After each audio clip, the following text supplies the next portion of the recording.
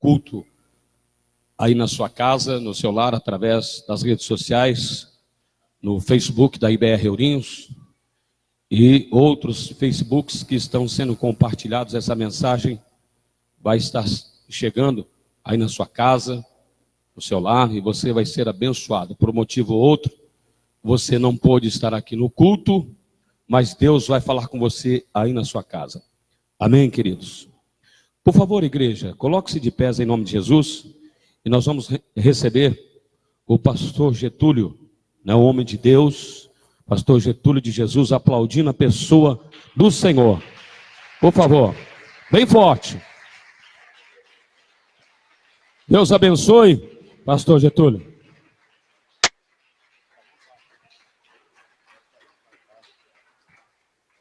Pode sentar, queridos.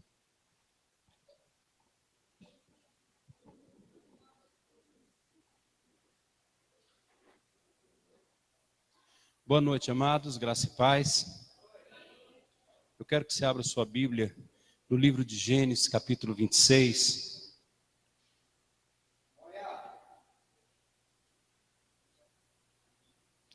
Estou feliz, irmãos, de estar aqui com vocês hoje.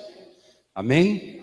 Poder compartilhar com vocês a palavra, poder compartilhar com vocês o dom que o Senhor tem me entregue, para que eu possa abençoar a igreja. Nós passamos um dia agradável com o pastor, com a pastora, almoçamos juntos.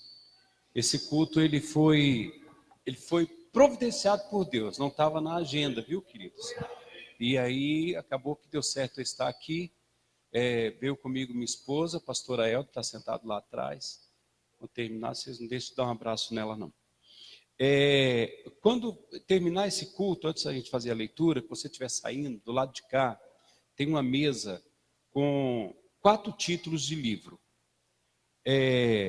Eu tenho 4 livros escritos, só que todos estão esgotados. Só tem só um título meu aqui, que é Eu Tenho um Sonho. Esse livro aqui é de sonhador para sonhador. A ênfase especial, irmãos, que eu quero fazer é nesse livro. Eu estava ministrando na igreja. Não precisa aumentar o som, tá, queridos? Pode deixar que eu controlo aqui. Eu estava ministrando na Igreja Batista em Curitiba e o pastor Paulo Gouveia, que é o autor desse livro, estava lá e ele pediu que eu lesse esse livro, que ele ia fazer uma segunda edição, uma segunda edição desse livro. Eu levei para casa, minha esposa foi a primeira a ler, depois ela sugeriu que eu lesse esse livro. O título desse livro é Sexo Sem Cativeiro. Esse pastor e a esposa dele são responsáveis pelo curso de sexualidade cristã na base da Jocum, em Curitiba. Irmãos, esse cara, ele despeja conhecimento e graça nesse livro na área da pornografia. Eu estou indicando esse livro em todas as igrejas que eu passo, irmãos. Esse homem ele foi vítima da promiscuidade desde a infância dele. Ele cresceu no meio da sujeira, cresceu no meio da prostituição, foi viciado em pornografia e isso perseguiu ele vida fora. Mesmo depois de casado, ele era vítima da pornografia e hoje tanto ele como a esposa dele ministram nessa área. Esse livro, irmãos, ele não tem só experiência. Ele traz esse livro dados científicos dos males que a pornografia faz. O Brasil, queridos, a nossa cultura tem o hábito de erotizar tudo. Nossas crianças são bombardeadas pelo erotismo na televisão. Entram na vida sexual muito prematura. Muito prematura. Quando eu falo desse livro e falo sobre pornografia, é porque esse é um problema que está dentro da igreja. Não é ímpio. Não é uma pessoa que não conhece Jesus que tem problema com pornografia. É crentes que estão já servindo ao Senhor, que ainda tem sua vida amarrada à promiscuidade. Esse livro vai te abençoar muito, muito. Então, eu estou quase forçando a igreja, por onde eu passo, a comprar esse livro. Os dois têm uma experiência muito forte. A pastora Railka também tem um livro sobre perdão. eu não trouxe, só trouxe esse do pastor Paulo, tá bom? E, por último, o falar, a linguagem sobrenatural da oração. Esse livro é do pastor Luciano Subirá. Não foi para a editora e já foram vendidos 100 mil exemplares desse livro. Hoje, se eu não me engano, já está na editora, já está sendo vendido em livrarias.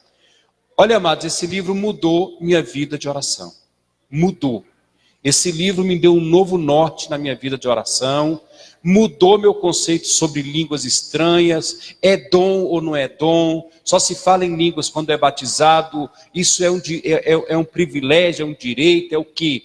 Esse livro vai nortear, vai mudar a sua vida de oração, porque mudou a minha vida de oração, tá certo? Isso para mim, o pastor Luciano tem vários livros escritos, mas esse aqui foi muito forte na minha vida, porque eu sempre amei orar.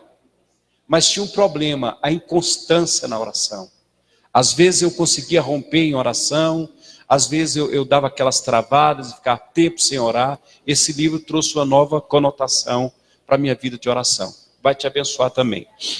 Vai estar lá na porta, e você que não anda com dinheiro, mas tem a maquininha de cartão, tem lá a maquininha para você passar seu cartão. Você vai estar me abençoando e vai ser abençoado. Beleza?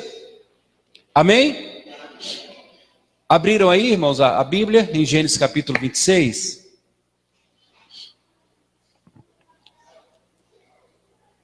Nós vamos ler do verso 12 ao verso 14, e vamos ler depois o verso 18.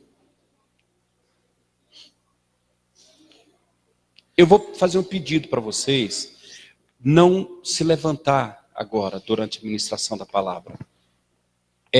Não se preocupem com nada. Aproveite o momento, aproveite a palavra, aproveite a oração. Porque momentos iguais a esse, a gente não tem sempre. A gente nem sabe se vai estar aqui amanhã, para ter um momento de comunhão como esse. Então aproveita bastante esse momento. Amém? Segura aí a sede por um momentozinho, ou se você quiser beber água, só levanta o dedinho que esse homem de Deus ali, aquele, vai aí até você para ver o que você está precisando e vai te servir, mas fica na bênção e recebe a palavra. O verso 12 diz assim: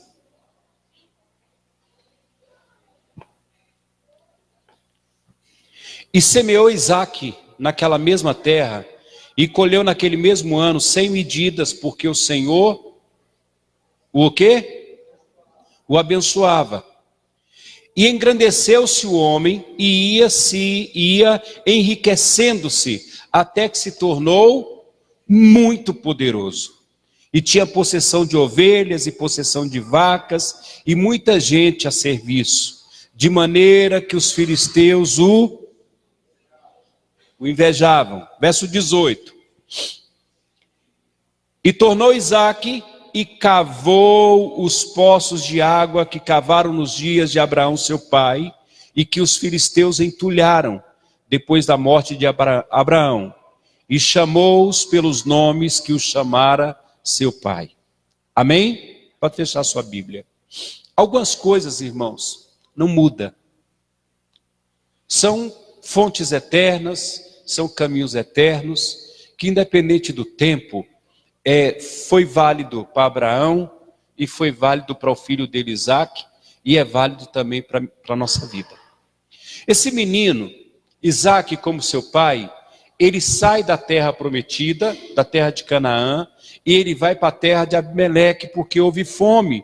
A mesma história que aconteceu com Abraão, acontece com Isaque. Houve fome na terra de Canaã, ele sai e vai para a terra de Abimeleque. E vai para a terra dos filisteus. Só que a bênção de Deus, ela era com esse menino. Como foi com Abraão, a bênção de Deus era com ele. E mesmo na terra da sua peregrinação, vamos dar um nome assim, na terra da luta, esse menino, por causa da bênção de Deus, ele prosperou muito, muito. Aqui nós temos uma medida que Moisés dá para Isaque. Ele diz que ele colheu 100 por um. Não existe isso. Não existe isso se não houver bênção. Ninguém colhe 100 por um. Se plantar, se ofertar 10 e colher 100, se plantar 10 sacos e colher 100 sacos, ou 100 por um, não, é 1000 sacos. Esse menino foi muito próspero. Porque a bênção de Deus estava sobre ele. Eu conheço gente, irmãos, que tem uma facilidade para prosperar incrível. Ele chega num lugar onde ninguém está prosperando, onde ninguém está conseguindo nada. E, de repente, esse cara começa a vender picolé, daqui a pouco está com um carrinho, daqui a pouco está com a sorveteria, daqui a pouco está fornecendo. Ele tem uma facilidade, devido à bênção de Deus estar sobre a vida dele, tudo que ele toca, ele prospera. Abraão prosperou aqui, Isaac também está prosperando aqui. Agora, a bênção de Deus, ela traz benefícios para a minha vida, evidente porque é a bênção de Deus, mas ela também acaba suscitando inimigos. Pessoas que olham para a gente e não tem motivo. A gente estava, o pastor estava cantando com vocês, porque Jesus me ama, eu não sei te explicar. Tem pessoas que passam a não gostar da gente sem motivo nenhum. E os filisteus começaram a ter inveja da prosperidade desse menino. Porque os adjetivos que a gente lê aqui sobre a vida desse menino, que ele ia se enriquecendo e se engrandeceu e se tornou poderoso. É o que Deus faz na vida de Isaac. E quando os filisteus veem que Isaac está se tornando forte demais, eles correm para tentar impedir esse menino de continuar crescendo no nível que ele está crescendo. E o que eles fazem? Eles vão de onde brotava a vida do rebanho de Isaac. Eles vão nos poços onde saía água para o gado. Irmão, um poço de água no deserto era motivo de guerra, era motivo de batalha. Poço, água no deserto é vida. Os filisteus, então, eles precisam podar a vida de Isaac. Onde Isaac está prosperando, eles vão e entulham os poços, eles enchem os poços de entulho, mesmo sendo a água preciosa, não só para Isaac, mas para eles também, para ver a ruína de Isaac. Mesmo eles se prejudicando, eles tampam os poços, eles entulham os poços. Eles querem privar Isaac de continuar sendo abençoado, mesmo em detrimento de si mesmo, mesmo em prejuízo a si mesmo. É aquela pessoa que vai no terreiro de macumba e ela faz um despacho para o capeta, para o diabo, e libera uma palavra na vida daquele homem que ela queria para ela, e ela diz, se não for meu, também não vai ser de mais ninguém, que sofra eu, mas que sofra ela também. Os inimigos aqui fazem isso, eles entulham os poços. Isaac, quando descobre, ele entende que ali estava a vida dele. Então ele se levanta, vai lá e limpa esses poços. E ele, como se ele rebatiza esses poços de novo. Ele dá para os poços, para essas cisternas, o mesmo nome que Abraão, seu pai, havia dado. Eu preciso, irmãos, ter um entendimento na minha vida, eu preciso ter algo comigo que eu não posso abrir mão disso. Existem fontes na minha vida que o diabo, se quiser me impedir de ser abençoado, ele vai ter que entulhar. Existem lugares onde eu bebo e onde eu me alimento e o diabo me vê crescendo. Meus inimigos me vê crescendo ali. E para impedir o meu crescimento, não basta só me atacar. Não adianta me atacar. Porque ainda que eu seja ferido, há um bálsamo nas águas de Gileade. Eu vou lá e me curo. A fome, eu vou lá e como. Ele tem que acabar com as minhas fontes. É onde eu bebo, é onde eu alimento, onde eu me alimento. Existem duas fontes, irmãos, onde nós somos muito abençoados. São as nossas fontes, vamos chamar de fontes da vida. Que o diabo tem tido até um certo êxito em impedir, em entulhar essas fontes para eu não beber e não me alimentar nelas. Essas duas fontes são oração e leitura de Bíblia. É nesses dois lugares onde eu me alimento. Presta atenção numa coisa que eu vou te falar. Muitas bênçãos que eu recebo, elas vêm através do corpo, da igreja. 80% das bênçãos de Deus na minha vida vem através de vocês, ou passa pela minha vida para a vida de vocês. Mas a minha saúde espiritual, ela depende dessas duas fontes, e essas duas fontes, elas não vêm através da igreja. Entra no teu quarto e fecha a tua porta. Essas fontes é oração e leitura de Bíblia. Eu vou acrescentar mais uma aqui. E comunhão. Comunhão com a igreja.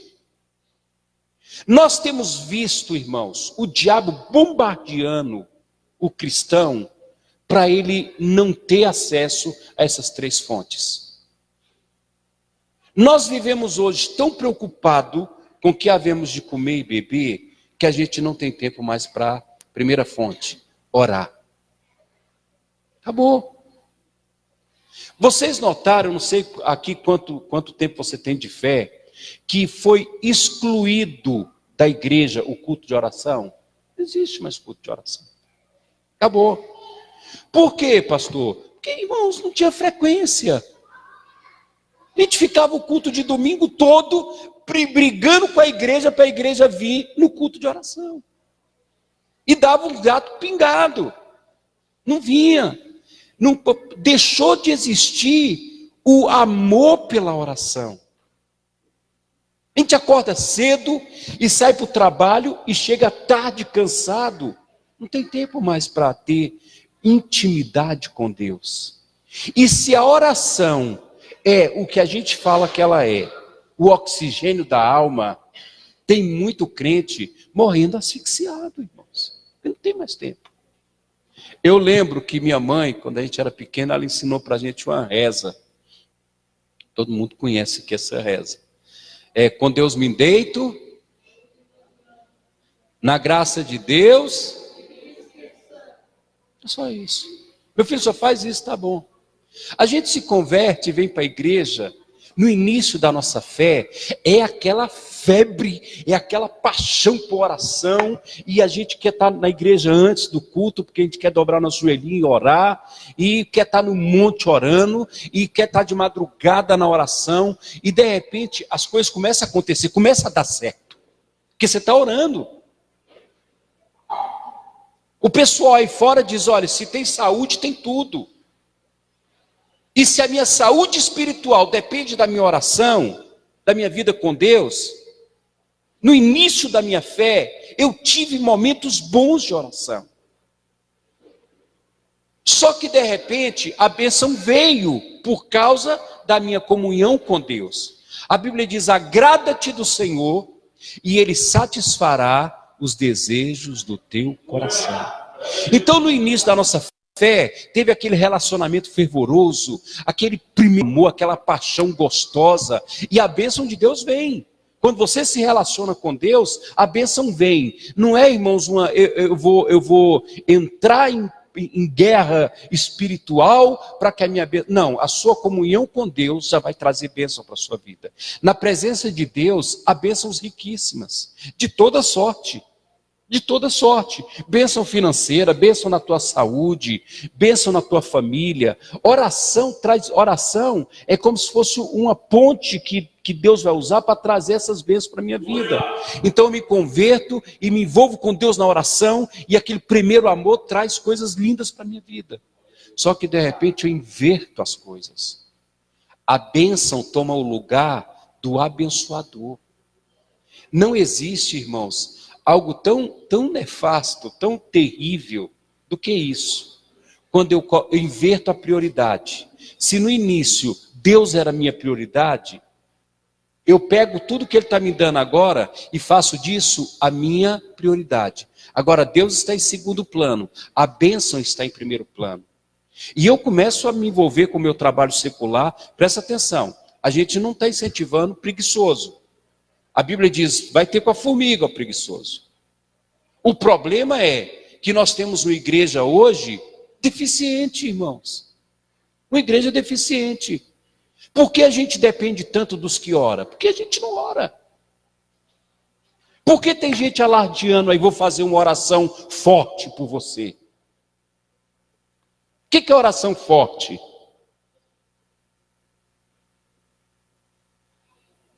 Tem oração fraca? Tem gente que não ora e está dependendo de quem ora. O pior não é isso, irmãos. O pior é que quando a pessoa que diz orar, começa a explorar financeiramente quem não ora. Para você ter o que eu tenho, para você receber o que eu recebo, você vai ter que trazer dinheiro para cá. E eu vou fazer, mais uma vez, uso de uma frase da minha mãezinha. Ela dizia, meu filho, enquanto tiver cavalo, São Jorge não anda a pé. Enquanto tiver crente deficiente, que não toma posse da sua bênção, vai sempre estar dependendo de outro. Aí nós nos convertemos, a gente vem para a igreja, esquece a oração, a gente só mudou a reza, mas a ladainha continua a mesma. A gente vive de oração de pé de cama, oração de pé de mesa. Vai dormir, meu Deus, obrigado por esse dia, abençoa essa noite. No outro dia de manhã, meu Deus, obrigado por essa noite, abençoa esse dia. E a gente só invertemos a reza, mas continuamos rezando do jeito que era no passado. Sem oração, não vai. Sem oração, não funciona, irmãos. Não funciona, nada funciona. Porque não é pela força do meu braço, diz a palavra. A Bíblia diz o seguinte, se o Senhor não edificar a cidade, em vão trabalham os edificadores. Não é assim?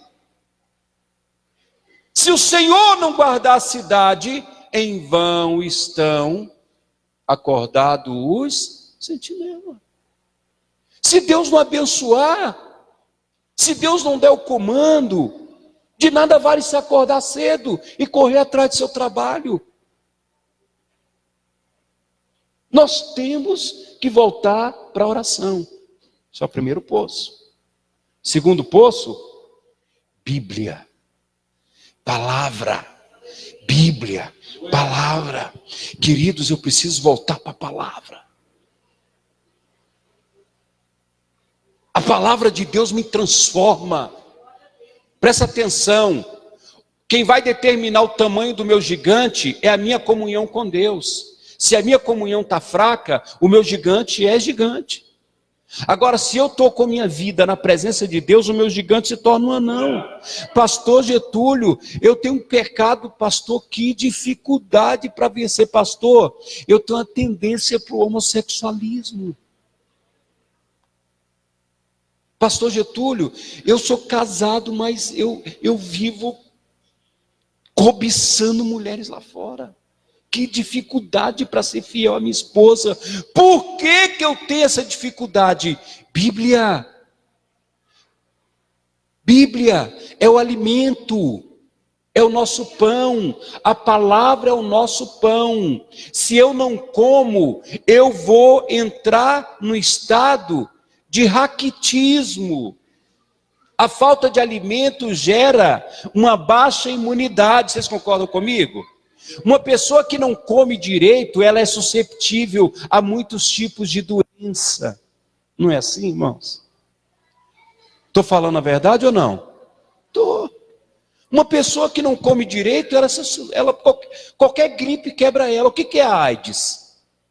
A AIDS é um vírus que derruba a força que o seu corpo tem de combater as outras doenças.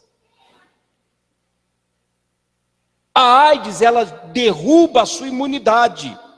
Então a gente fala, o cara morreu de AIDS. Não, peraí, ele não morreu de AIDS. A AIDS derrubou os muros da vida dele, e qualquer gripe que esse cara pega, mata ele. Tem algum enfermeiro aqui, um enfermeiro, me ouvindo? Quando você não come, você fica fraco. Qualquer inimigo te derruba. Eu pastoreava a igreja no setor lá em Brasília, bem pobre. E tinha um menino, irmãos, ele era desse tamanhozinho. E ele tocava... Não vou falar, peraí. Esse menino não tinha tamanho. Para mim, ele tinha uns 14 anos. Quando eu fui saber, ele tinha 18. Não cresceu. Só tinha cabeça e barriga. Cabeça para piolho e barriga para lombriga. O que faltou ali, ó? Alimento. Faltou comida. Como que você quer ser forte em Deus se você não lê Bíblia? E vamos mais um pouquinho. Você tem um ministério. Tem, pastor, Deus já falou que eu tenho um ministério. Então você já tem a ferramenta. Agora, se você não lê Bíblia e não ora, você vai estar com a ferramenta inutilizada. É um machado cego, corta a árvore, corta. Mas você vai passar o dia inteiro para cortar uma árvore fina. Agora, se esse machado está amoladinho, 2, 3 golpes você derruba ele. Alguns inimigos estão prevalecendo contra você, porque você está fraco. A Bíblia, ela vai te transformar, a Bíblia vai transformar a sua mente. Metanoia é uma transformação de mente. A Bíblia vai transformar a sua forma de pensar. A Bíblia vai transformar a sua forma de ver as coisas. A Bíblia vai transformar a sua forma de falar. A Bíblia vai te transformar totalmente. Quem come da minha carne e bebe do meu sangue, Jesus disse, tem vida em si mesmo. A Bíblia vai te tornar diferente de todos os seus familiares. O autor do Salmo 119 diz, porque a tua palavra me torna mais sábio do que os mais velhos. Porque a tua palavra me torna mais sábio do que os meus professores. Quem lê Bíblia tem conhecimento. Quem lê Bíblia não é levado por todo tipo de vento de doutrina, não. Aqui não. A Bíblia é um exercício para a nossa mente. E por último, comunhão com a igreja. Tem muita gente dizendo, estou triste com a igreja. Ah, pastor, eu até era mais firme. Mas aí de repente aconteceu uma coisinha lá e agora eu estou decepcionado com a igreja. Espera aí. Decepcionado com quem? Com a igreja? Por quê? Não, porque... Não tem porquê. Que ideia errada você fez da igreja para você ter uma decepção com ela? Não, porque eu acho que Irmão, espera aí. Ó, quão bom e quão suave é que os irmãos vivam em... O salmista diz assim, porque ali o Senhor ordena a sua bênção. Tem bênçãos, irmãos, que não vai vir na minha vida a não ser através da comunhão com a igreja. Se você acreditou um dia que isso aqui era o céu, você acreditou errado, não é o céu. Aqui é uma comunidade de pessoas imperfeitas, lutando pela perfeição. Não, pastor, mas tem muito fuxico dentro da igreja. Ué, o que você esperava?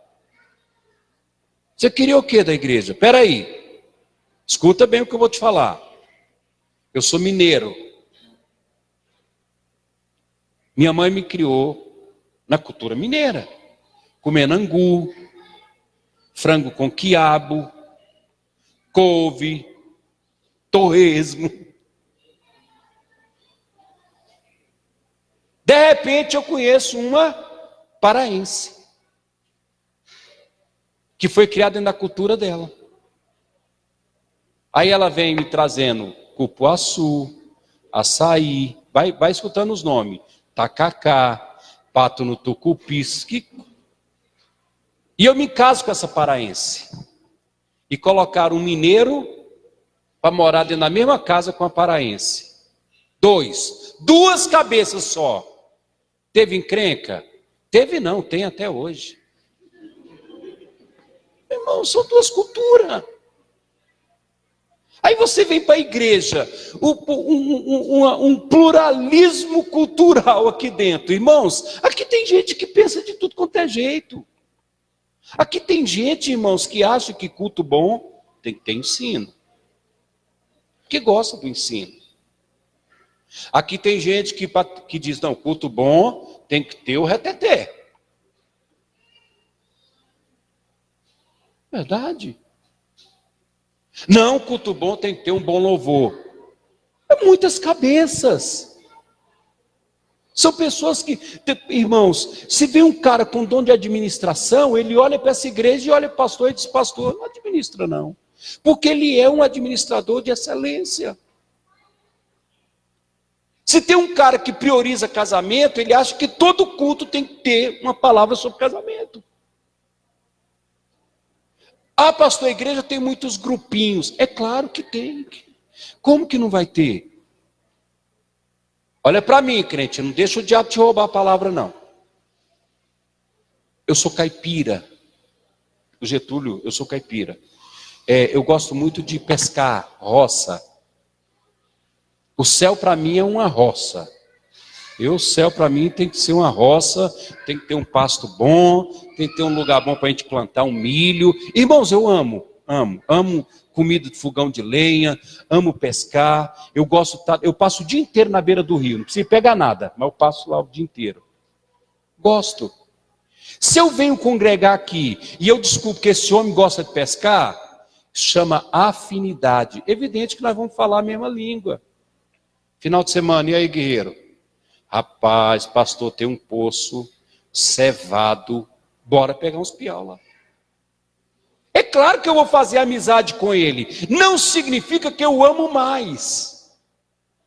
Agora, eu tenho amigo que não gosta do mato, e que mato é coisa para capeta. Ele diz, não suporta mosquito. Por exemplo, tem irmãs que a vida dela é shopping. Você quer ver ela ficar feliz? Solta ela dentro do shopping. Ela não precisa comprar não, ela só vai bater perna. Ela gosta, irmão. Ela gosta. E outra, se ela descobre outra que gosta, pronto, aí está feita a feira. Presta atenção no que eu estou te falando. Tem gente que para vir para o culto, joga um tênis, uma calça jeans, uma camiseta meio descolada e vem para o culto satisfeita. É o jeito que ela gosta de se vestir. Tem outra que para vir para o culto, ela para na frente do espelho às 5 horas da tarde. Começa a se arrumar às 5 horas. Quando dá 8 horas, ela está na frente do espelho, ainda se arrumando. Aí vem para a igreja com aquele salto, né? Toque, toque, toque, toque. Não marcha, pastor, não dá para marchar com aquele salto. Aí aquela que usa roupa jeans, tênis, ela está do jeito que ela gosta? Deixa ela ser feliz. Não, mas é porque aquela lá é muito metida. Não, não é metida, ela é daquele jeito. Eu preciso respeitar a natureza das pessoas. Ela não está fazendo aquilo para se sobrepor a ninguém, ela só gosta de ser daquele jeito. Não, mas eu acho que para vir para o culto tem que vir bem arrumado. Pois é, mas aquela que está de jeans acha que está bem arrumada. É só questão de respeitar as pessoas, respeitar o jeito que as pessoas pensam. Acabou. Eu sou muito eclético, irmãos, no quesito música cristã. Vamos lá. Eu escuto rap, gosto de ouvir rap. Evidente, tem tempo para ouvir rap. Né? Eu gosto do APC 16, eu gosto do Ao Cubo, eu gosto de ouvir esses caras. Gosto do rock, gosto do resgate. Já ouvi muito Bright, Stripe. Eu já ouvi esse cara tudo. Pensa, irmãos, não gosto de música sertaneja gospel. É mesmo, pastor, o senhor é roceiro e não gosta de música sertaneja? Não, não gosto.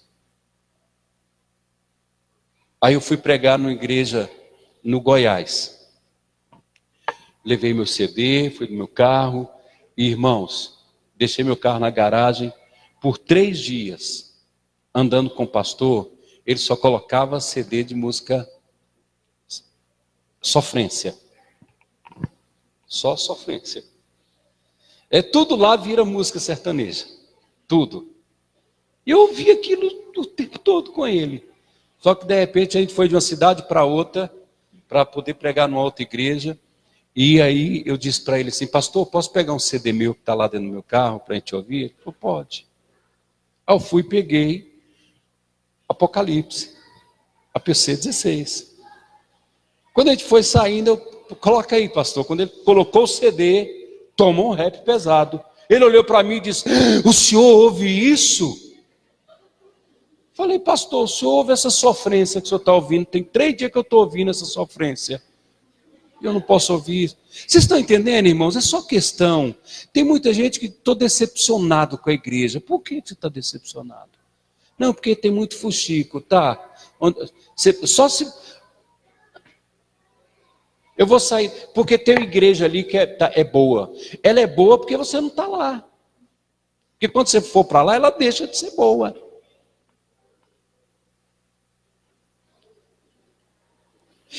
É porque é mais fácil mudar de igreja do que mudar de vida, irmãos. Eu preciso aprender a amar o lugar onde Deus me plantou. Eu preciso amar as pessoas do jeito que elas são. Foi para isso que eu fui chamado. Para amar, incondicionalmente para amar. O diabo quer fazer o quê? O diabo quer te afastar da igreja, porque tem bênçãos e tem vida na comunhão aqui no nosso meio. Aqui você está guardado, nem que seja pelos fuxiqueiros, mas você está guardado. Não é verdade? Aqui alguém vai olhar no teu rosto quando você entrar e vai dizer, pô, você está com o rosto triste, o que houve? Aqui alguém vai te abraçar, vai orar com você.